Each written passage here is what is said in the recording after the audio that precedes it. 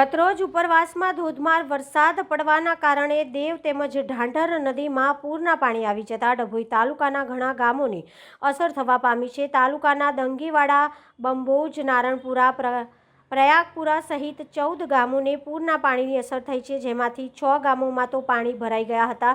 નારણપુરા ગામમાં ચારેકોર પાણી ભરાતા બેટમાં ફેરવાયું હતું।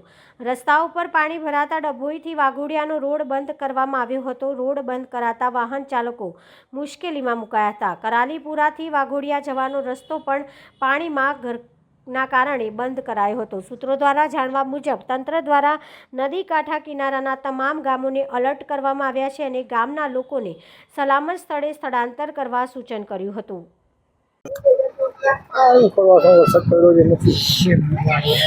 આજરોજ જે ઉપરવાસમાં વરસાદો પડેલ છે તેના કારણે ગામમાં પાણી ઘૂસી ગયેલ છે।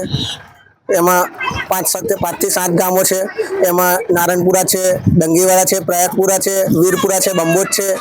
એમાં ભારે વરસાદ ને ભારે ડેમમાંથી પાણી છોડવા બદલ આ બહુ તકલીફમાં મુકાઈ છે પબ્લિક। અને ડભોઈથી આ જે વાઘોડિયા રોડ જાય છે, જે ડાયવર્ઝન આપેલું છે, એ રોડ સદંતર બંધ થઈ ગયેલ છે। એટલે વધારે ખેતીમાં પણ નુકસાન છે અને જે ડાંગર હમણાં હાલ રોપાયેલી છે એ પણ તણાઈ ગઈ છે અને ખેડૂતોને ભારે લાખો રૂપિયાનું નુકસાન છે।